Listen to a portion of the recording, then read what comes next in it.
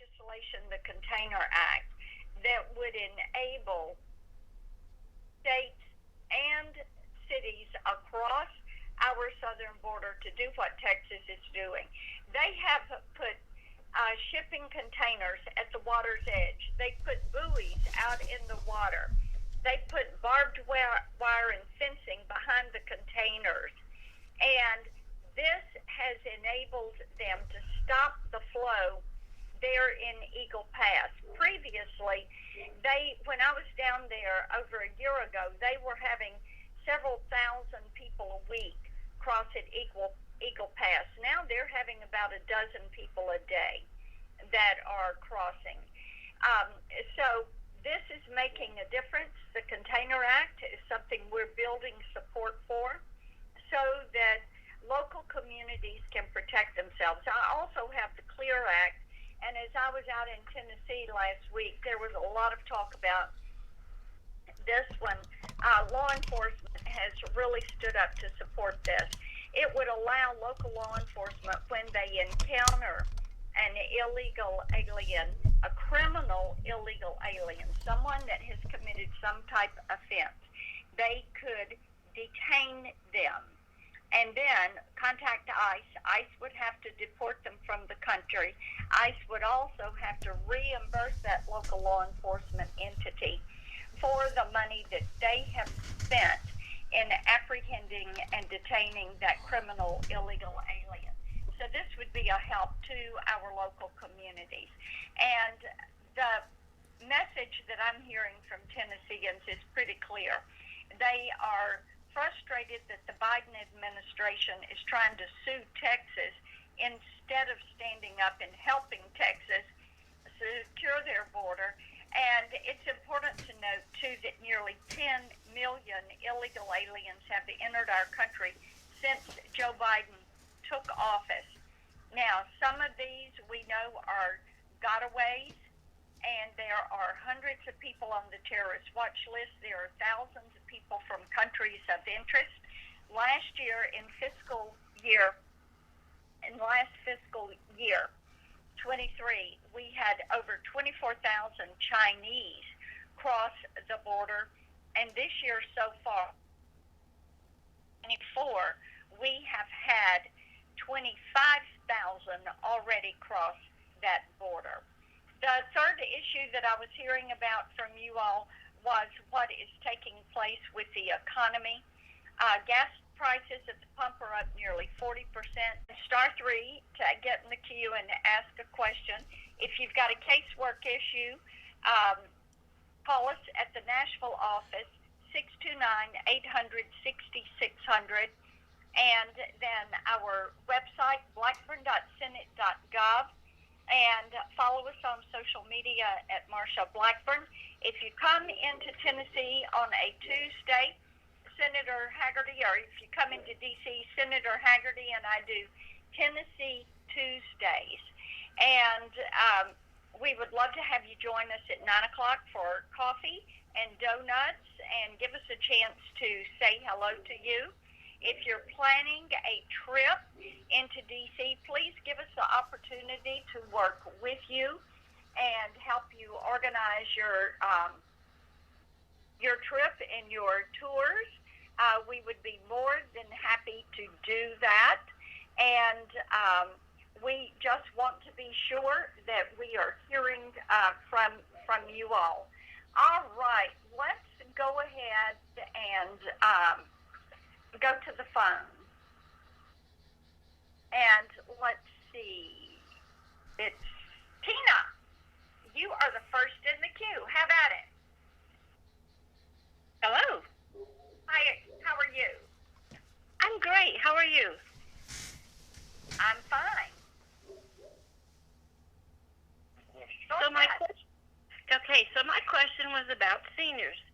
It seems to be, we have lived in the state now for 5 years in Pickett County. This seems to be quite a poverty-stricken area, especially for seniors. What kind of bills are you trying to get on the floor or to get enacted that will help seniors financially? Yes, and we have done quite a bit for seniors. Let's start with looking for health care, which is one of the biggest issues that our seniors have, and making certain that we are getting down the cost of pharmaceuticals. We have worked on that. I actually have legislation that we have gotten out of the Finance Committee that we are able to end these pharmacy benefit managers, and it would move them to a service fee because they continue to run up the price on seniors for medication. The No PBMs Act would allow them to use local pharmacies and not have to get their medicine, if you will, through the mail. And then the pharmacy access oversight is something that we have also put in place. We hear a lot about the cost of pharmaceuticals and medicine. So those are things we have in process, and they are bipartisan. When it comes to seniors and their Social Security benefits, we have also, we've got legislation that would remove income tax from those benefits so that seniors would not be paying that income tax on their Social Security benefit, which is money that they have paid in for years. You know, the latest Social Security Trust Fund report that we had shows that the fund is going to run out in 2034, and that is when they're expecting to cut benefits to seniors. So what we have done would hold seniors harmless by removing that income tax that they're having to pay. We also are doing a good bit of work on veterans, and we have a veterans community care bill that we're pushing forward because that is something that we have many seniors who are veterans that have served in the military, and they're always saying we would much rather go to a doctor locally than have to travel. So we are hard at work on that one. I'm on the Veterans Affairs Committee here in the Senate. Okay, Taylor, you're the next in the queue. Your line is open. Hey, Senator. I was curious, what do you think the U.S. response should be to the rise of tension with Iran's main proxy, Hezbollah? Yeah, you know, Taylor, I think first of all, we have to realize that Iran is the world's largest state sponsor of terrorism. They're the ones that are funding Hezbollah and the Houthis. Oh, no, excuse me, Senator. I'm sorry. That's the militant group in South Lebanon, Hezbollah. I'm talking about Hezbollah-Dees, as in Hezbollah-Dees nuts in your mouth. With that, free Palestine and down with apartheid Israel. Thank you.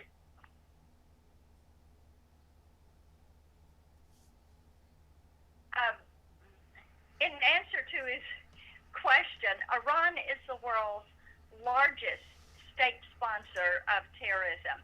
And Hezbollah, the Houthis, Hamas, ISIS in Syria, ISIS in Iraq, these are all groups that are funded by Iran. So what we are trying to do is make certain that the sanctions go back on Iran and sanction their oil sales. Okay, let's see. Donna, your line is open. You go right ahead. Hello, Senator. My question today has to do with the members of the House and the Senate that are openly supporting Hamas with their words, stating that they're basically denouncing as being American and stating that they're not American and that they're supporting the other country. Is there any plan in place to remove these members? Obviously, they're not representing the American people if they're supporting the other side. And, you know, Donna, we are really concerned about hearing all this anti-Semitic rhetoric, whether it is here in D.C., whether it's on Capitol Hill, or whether it's on college campuses. and the House deals with their members. The Senate doesn't have anything to do with those members. But we do have some legislation that we have pushed forward. Senator Rosen and I did an act condemning these anti-Semitic activities on college campuses, and that has passed. Senator Rubio and I have called on the Biden administration to really enforce existing law and to revoke the visas of foreign nationals who have endorsed Hamas, including foreign students that are here and are serving. We talked and are studying.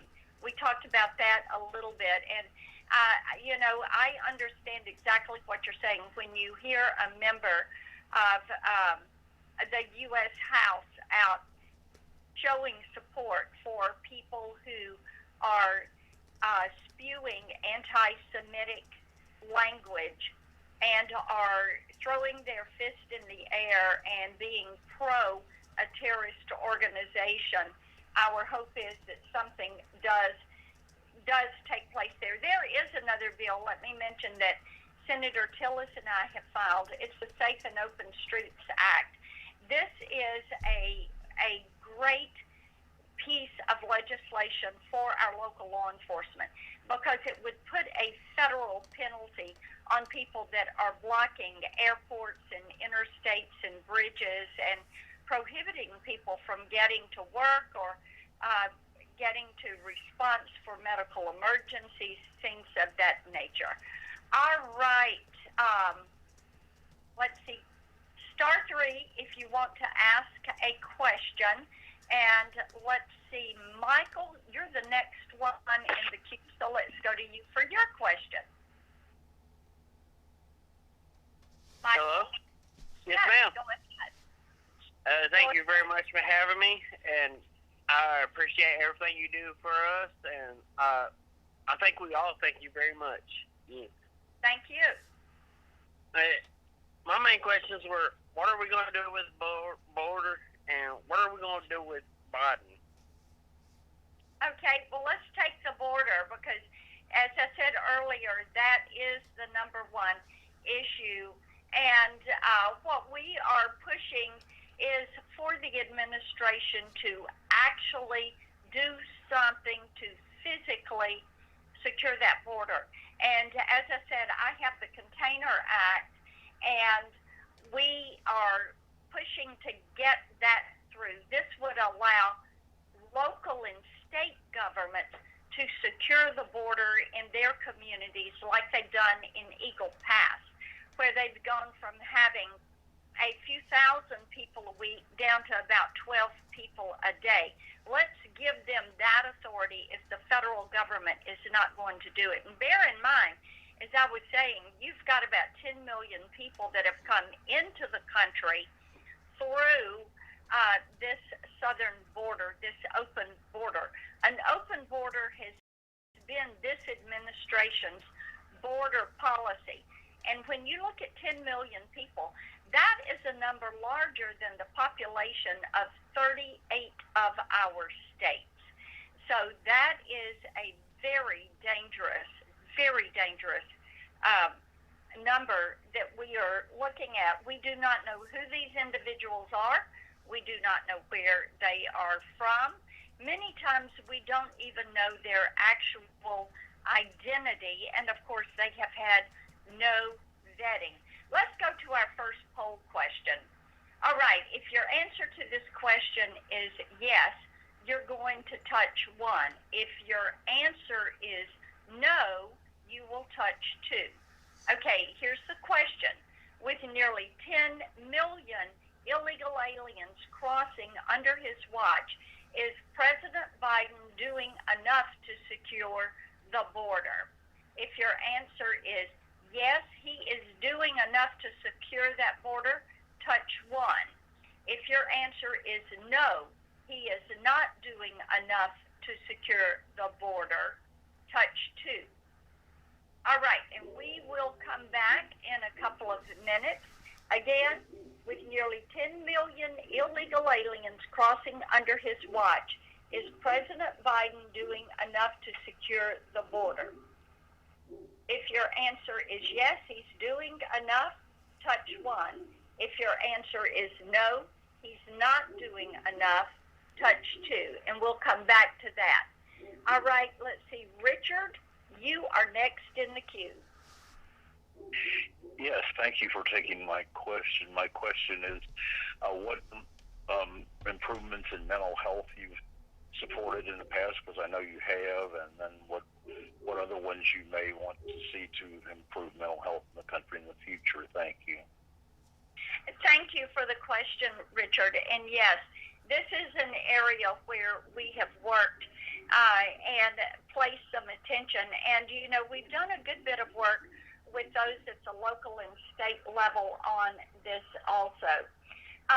A couple of things that we have put attention to: the extending access to addiction treatment, which would permanently expand coverage for medication-assisted treatment for substance abuse under Medicaid. And this we have heard so much about from our hospitals in the area. And because they have said, look, we need to have more resources around this. Every time we talk to law enforcement, they talk about the mental health and the substance abuse issues and making certain that they expand those treatment options. So that is legislation that we have done for them. And then also the Treats Act, which gives providers, healthcare professionals, the ability to prescribe some life-saving opioid use disorder treatment for those who previously couldn't access in-person treatment.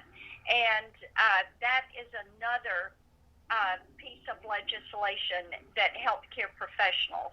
We also have done quite a bit working with entities to make certain there are, and healthcare entities, to make certain that there are more beds available for people with serious mental health disorders, those that have been diagnosed with serious mental illness. So all of those are steps that we are taking. I know that some of our hospital organizations are looking at how they have more both adult and pediatric patients. Okay, let's see. Let's go back to the poll. Okay. 95% of you say President Biden is not doing enough to secure the border. 5% of you say yes, he is doing enough to secure the border. All right, and again, star 3 to ask a question. If you have a casework issue and you need our help, call the Nashville office, 629-800-6600. Go to our website, blackburn.senate.gov. Let us come to D.C. if we can help you with tours.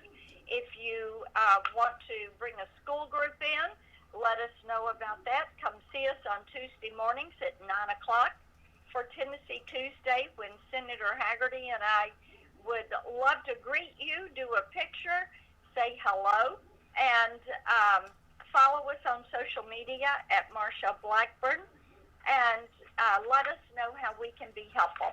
Okay, we will take some more questions, and then we will go back and do another poll in a couple of minutes. Okay, Beatrice, go ahead. Hi, Marsha. I would like to address the fact that with a lot of these illegal aliens coming in and inflation the way it is, that the housing market has gone ridiculous, especially for renters. The price of rent has gone off the wall. Seniors like myself are having a very hard time making ends meet. What kind of light is at the end of the tunnel for us?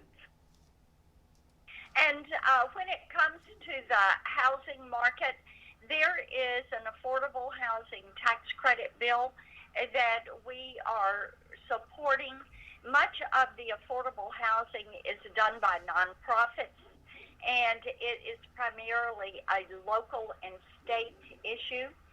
So the one component where we have been able to be helpful at the federal level is this Affordable Housing Credit Improvement Act.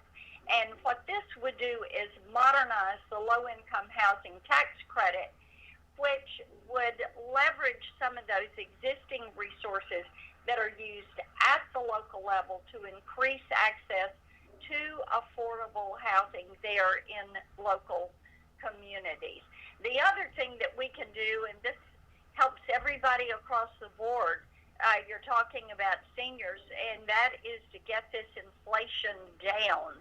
And we have put quite a bit of attention on provisions that would get this inflation number down and lower it. The way you do that is to reduce federal spending and to reduce the size of the federal budget, stop printing so much money, do across-the-board spending cuts. Families are having to tighten their belt. Small businesses are having to tighten their belt. The federal government should be tightening their belt also. All right, I think it's Janice.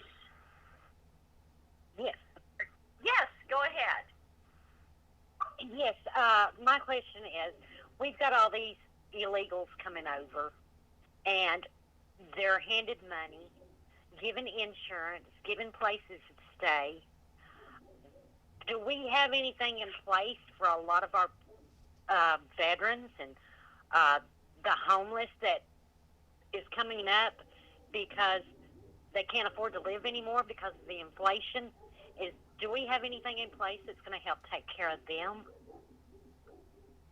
You know, Janice, we talk about this every single day, and I actually went after the VA about using VA resources to secure health care for illegal aliens instead of dealing with the backlog at the VA.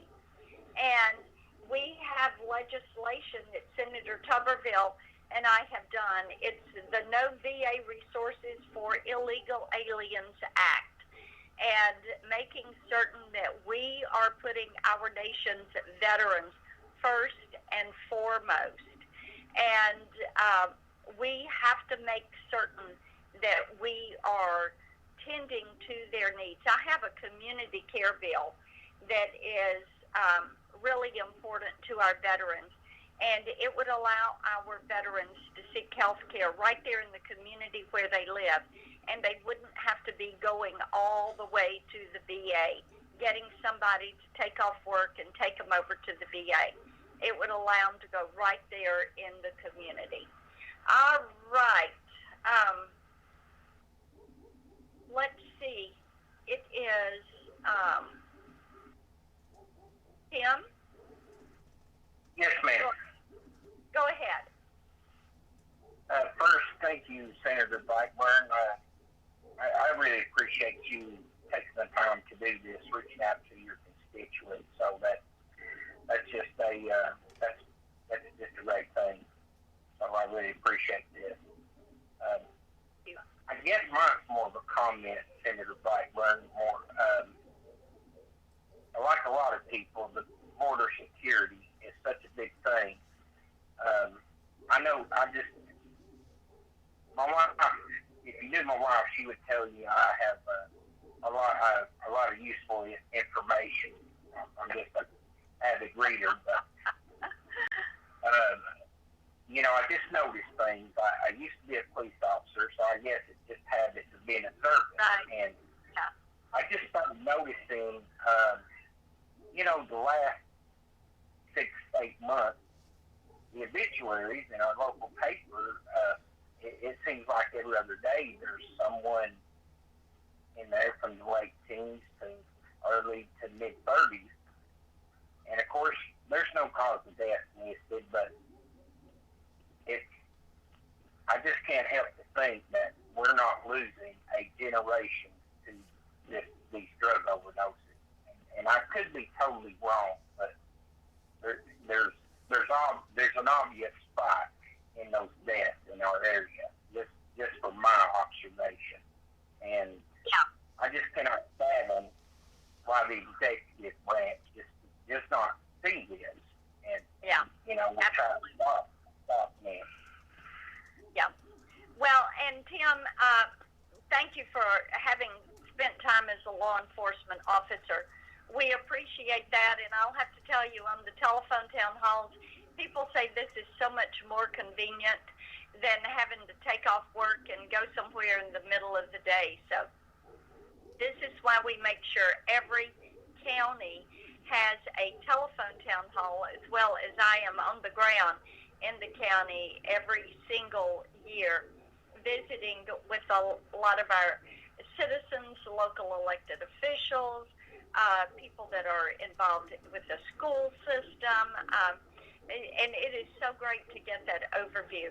Now, when it comes to the border, you're exactly right. Every law enforcement officer tells me they can't get their arms around the drugs, the fentanyl, the human trafficking, the sex trafficking, the crime that is coming into our communities until that southern border is secured.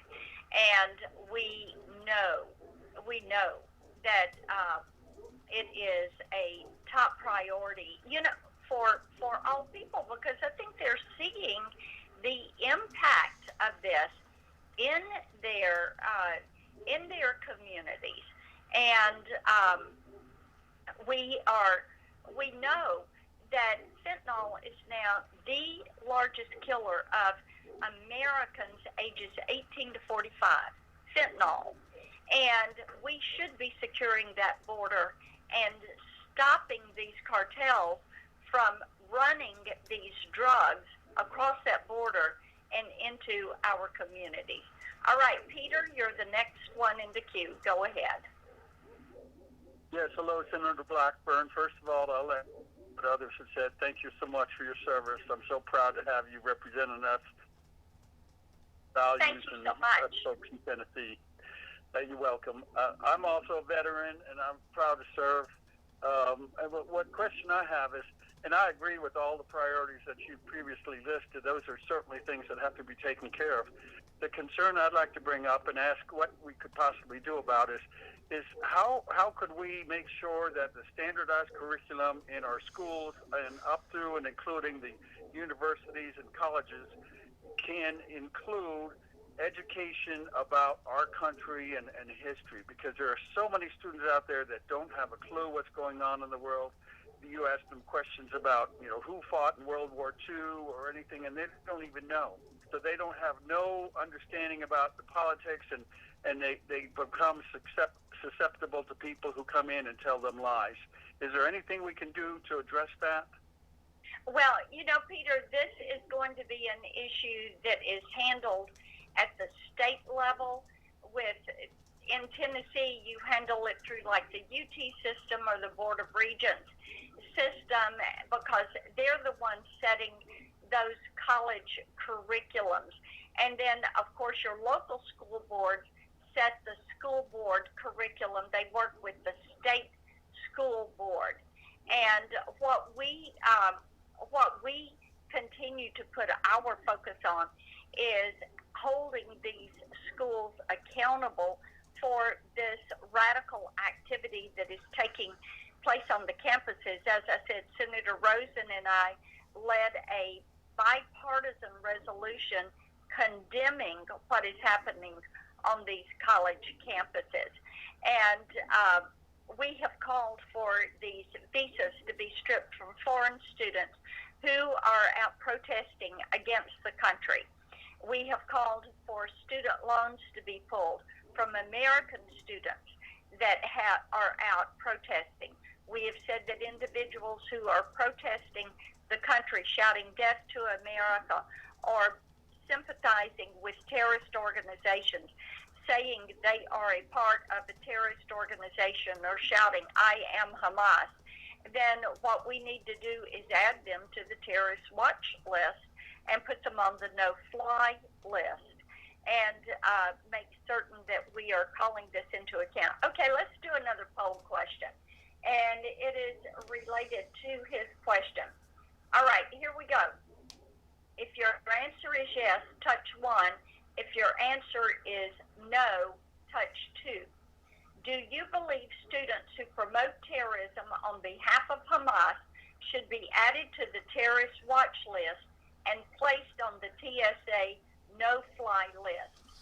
Okay, if your answer is yes, put these students who are promoting terrorism and Hamas on the terrorist watch list and the no-fly list. If your answer is yes, touch 1. If your answer is no, touch 2. All right. Barbara, your line is open. Hello, Marsha. Hello. Thanks for letting me talk to you a little bit. I heard tonight on Fox, Brett Baer said that The Access Live event operator has been notified that you wish to ask a question. Biden is going to bring refugees over here from Gaza, Palestinians. Can we block that? Well, we have heard a rumor that they were thinking of doing this. There has been no proposal made to Congress, but I can tell you what, I would be a no vote. And what we have to do, look, we have to continue to support Israel in this. We have to make certain that Israel has what they need to defend themselves. The best thing we can do for the Palestinian people is to get rid of Hamas, support Israel as they are working to get rid of Hamas. We also need to put sanctions back on Iran. Those are things we can do that we should be doing. And Israel has asked for us for help, and we should give that to them, give that help to them. So thanks for being on the call. Okay, 95% of you say yes. If they are supporting terrorism, then let's put them on the terrorist watch list and on the TSA no-fly list. 5% of you say no. Okay, let's see. Melissa, you're next in the queue. Okay, it says we could not get her to connect. All right. Kim? Your line is open, Kim. Hello, Senator Blackburn. I am on a local school board here in Tennessee, and I would like to know what, if anything, Congress plans to do about these crazy changes to Title IX. Well, I will tell you that I have certainly spoken out against these changes to Title IX, and we have the Protection of Women and Girls in Sports Act, which would make certain that Title IX provisions are related to a recognized, based solely on a person's biology at birth. And that is a piece of legislation that we are seeking to move forward. We have some other pieces of legislation as well as I'm continuing to speak out on the issue. We need to make certain that we support our girls in sport, that we honor the hard work that they are doing. And you know, when you look at this issue, if you have a team of boys and then a team that is made up of girls and biological males who are identifying as a female, and the change to Title IX opens the door to people who identify as female, which means they can just say that they feel that they identify as a girl and then play on those teams. It's been disappointing to see how that girls have been hurt in some of these sporting events. So we certainly are trying to do our part to protect them. All right. Let's see who is next in the queue. Okay. All right. Is it Reverend Ralph? Yes, hello, Senator. Reverend Ralph? Okay, go ahead. Senator, first of all, wonderful to speak with you, and I'm glad to have you represent me. I have a question. I'll make it short. The NGOs, the non-governmental organizations that are organizing to bring the migrants over into this country, I think they even organized the flights that were going into Florida and other states. Is there any way to register who these people are, who's funding them? Because when they get questioned, they can evade the questions. They don't have to answer, and nobody holds them accountable. And I think that should be done. Well, I agree with you, and we are continuing to go after this Office of Refugee Resettlement. That is actually based in the Department of Health and Human Services, and we have gone after their budgeting, their budget processing, the lack of accountability that is there. We are also going after the funds that some of these organizations get because they are prioritizing the needs and the placement of those that are coming in the country illegally instead of putting that on veterans, on people that are in need of social services in our communities. And of course, with some of these sanctuary cities, Reverend, you're beginning to see some of them push back on the way those funds are being placed that the NGOs are using to benefit those illegally in the country. Okay, Jim, your line is open. Yes, hi. Appreciate you allowing us to express our concerns. Mine is about the spending deficit and our economy. And I know in Congress they're saying deficit spending is causing our economic issues, but I've yet to see Congress do anything about trying to get us more towards a balanced budget. What kinds of things are you looking at for reducing our deficit spending and eventually getting to a balanced budget? Yes, and I actually support a federal balanced budget amendment, balancing the budget without taxes, new taxes. So that would force us to look at the spending side of the equation. And Jim, the things that I have put the attention on, first of all, legislation that would freeze federal hiring and freeze federal salaries. Also, legislation that would do across-the-board spending cuts in our discretionary spending. It would be a 1%, 2%, or 5% across-the-board cut. Across-the-board spending cuts work, and we should use those to help get our funds, get our revenue and our spending under control. And if we would stop spending so much, as I said, one of the main things that the counties that are on the call have written in about is inflation and the price of pump being up 50%, heating and cooling for the house 40%, groceries are up about 25%. And the number one thing we could do to help bring that inflation down is to reduce federal spending. Okay, let's do another poll question, and we'll do it related to this last question.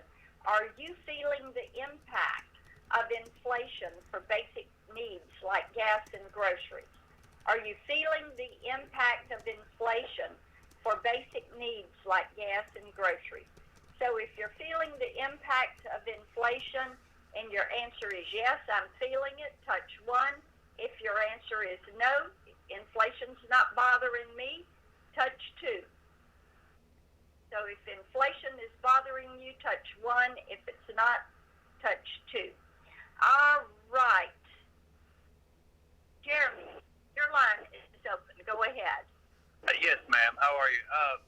My name is Jeremy, and I'm a truck driver. And I was just wondering what you were and everybody there is planning on doing about the regulations that's trying to force us out of a job to making earning a living, and what you plan on to do about all the coal and the fossil fuel regulations that's going to cost our friends and family their jobs somewhere along the line. Yeah. Thanks, Jeremy. I appreciate that. And sounds like you're out on the road right now. So I love the fact that you have joined us. We had some logistics companies in, I guess it was today, and we were talking about some of these issues. Actually, it was people that work in beverages, soft drinks, beverages, water, and being able to change some regulations so you could fully fill the trailer, and you wouldn't be sending trailers out 2/3 full. So we're watching some of those regulations that are coming in. Also, the CDL regulations and the different classifications. Tennessee is a logistics state. We want to make it easier for trucking companies to keep the roads safe, have experienced drivers that are on those roads, and not have the federal government trying to micromanage our trucking companies. And we know that logistics are really quite important, and there's been a shortage of truck drivers. And many of our TCATs have started teaching CDL classes so we can get younger individuals into the queue to start learning to be a long-haul truck driver. All right, let's see. Pam, your line's open. Yes, hi. Thank you for taking my call. My question is, what are we going to do to protect our Second Amendment rights? It seems like every time we turn a corner, it's like every week there's something on the news where they're wanting to take those rights from us. Yeah, thank you for that, Pam. I appreciate it. I think it's important to note that at Senate Judiciary Committee, where I hold a seat, we focus on the courts. And one of the questions that we ask our people that are wanting to go to the federal district court, the federal appellate court, is to ask them where they are on preserving the Second Amendment and making certain that they support that as a right that is given to citizens in the Bill of Rights. And that is something that we do every single week. Also, what we do is to make certain that when these judges come before us, that they realize that the Second Amendment is the only one of our basic rights, our Bill of Rights, that where you have to go get a permit from a local authority in order to exercise that right. All right, let's see. 98% of you say you are feeling the inflation. So there you go. All right, let's see. Michael, your line is open. Go ahead. So, Ms. Blackburn? Yes, go ahead. Yes, ma'am. Thank you again. With the polls in America, why haven't we had a poll with Americans that would rather be allies with Russia instead of Ukraine? Why haven't we had something like that? I know there's a bunch of Americans that, support Russia. They're not a bad guy, I don't believe. What do you think? What we need to do is make certain that Vladimir Putin does not win and overtake Ukraine.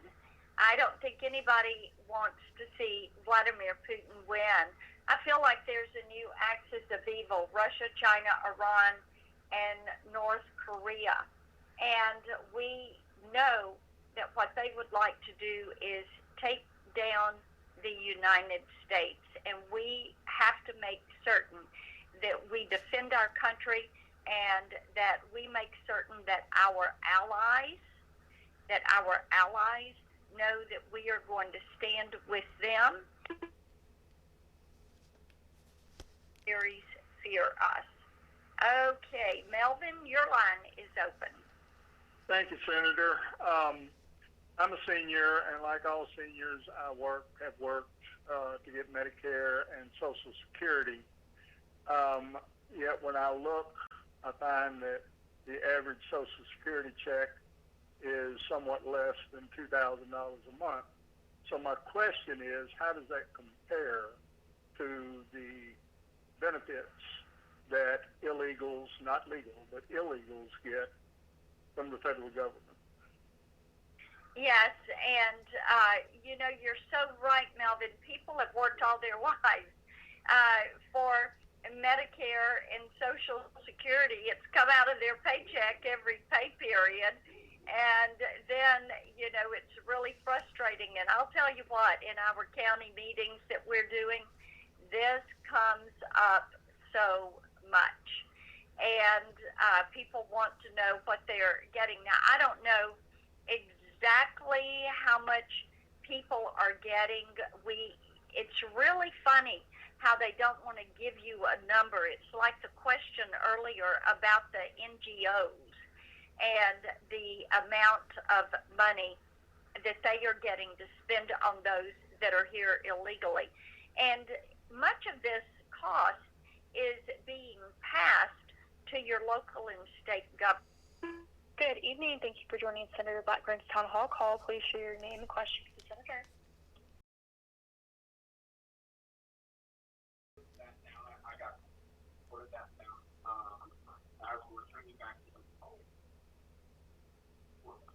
All right. Thank you for your question. I'm going to go ahead and return you to the queue. If the Senator does not get your question, you will be able to leave a voicemail at the end of the call. In the meantime, I will put you back on the call. Thank you. We can do to bring some transparency there. Patricia, your line is open. Go ahead. Hello, thank you for my call and my question. I know that this is probably not in the Senate yet, but I'm very upset about this budget talk for the 2025 season about that unrealized capital gains tax. Can you tell me what can happen with that with the Senate? This is absolutely ridiculous. So I want to know what can be done about that, that this cannot happen. Sure. This is un-American. Yes, and Patricia, I'm a member of the Senate Finance Committee, and please do keep up with us. Sign up for our newsletter, blackburn.senate.gov. And, I do. Good. And we will have this issue before us. Now, what they're trying to do, and I don't think they've got the votes for it, quite honestly, and we think we have the votes to stop this. And I can guarantee you next year they're not going to bring this up, because what they are trying to do is say, okay, and this I'm saying for everybody on the line so they understand what we're talking about if they're not following tax policy. This is something that would be hurtful to seniors and people that are on retirement income. What they're wanting to do is tax cap gains, what would be a capital gain, but you have not realized it because you've not sold that property, you've not sold that business, you have not sold that stock. But if it has increased in value, what they're wanting to do is tax what that increase would be. So we do think we have the votes to block that and to keep them from doing it. Okay, Jane, your line's open. Go ahead. And as much as the United Nations and the WEF seem keen to take away many of our freedoms and exercise unwarranted control over us, what are you doing to get us out of those organizations? Thanks for that. We actually have been someone who has tried to hold the UN and these related entities to account. And if people vote against us in the UN, then we ought to be cutting their money, the federal money that we're sending overseas. And that would be a very good thing, a very good step for us to take to send that message that we are not going to continue funding these organizations. We've also tried to cut the funding to the UN and make it something that right now we're carrying the main part of that burden. The American people are tired of this and tired of sending money away, taxpayer dollars away, when we need it. Okay, Roy? Yes. Okay, go ahead. Question. When are we going to stop China from buying our farmland or any land in this country? Well, we have legislation that we had put forward that would actually block this. I've also had an amendment to ensure that the Chinese Communist Party could not get any money out of the USDA farm program.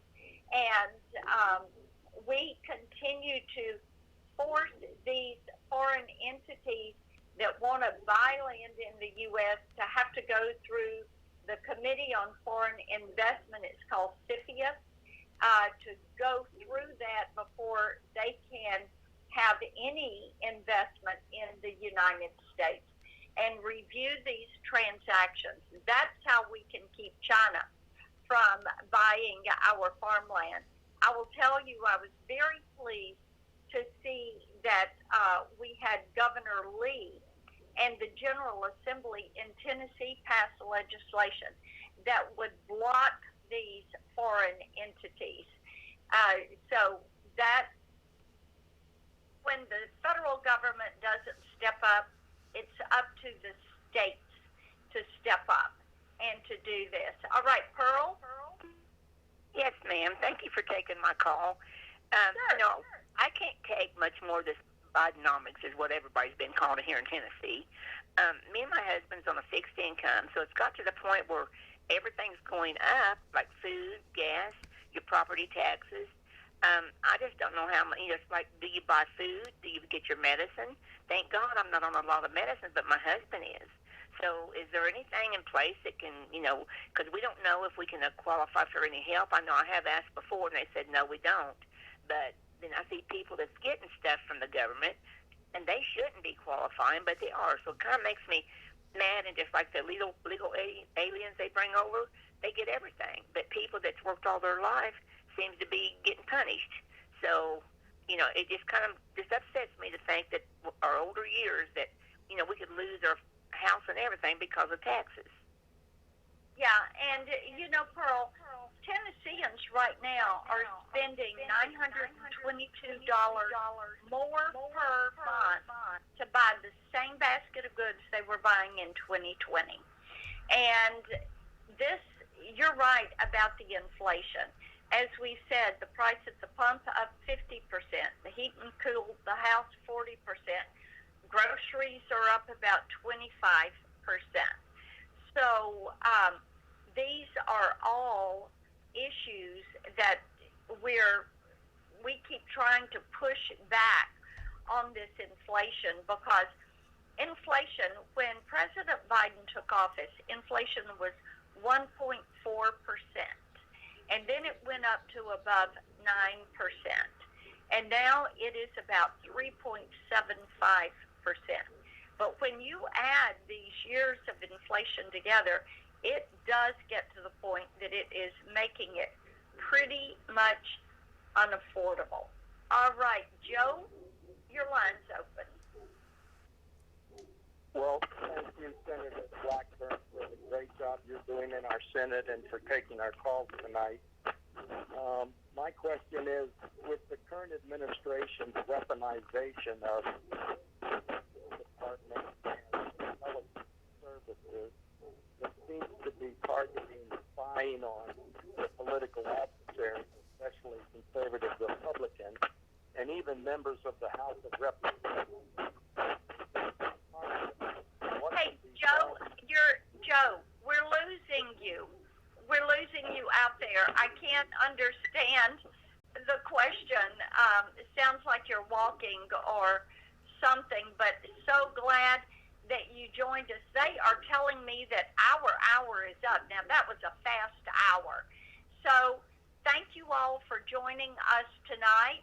I appreciate that you've been on the line with us. Stay on the line. Leave us a message. We will get back to you with an answer to your question. And again, you have been on the line tonight with a few thousand of your friends and neighbors in Tennessee.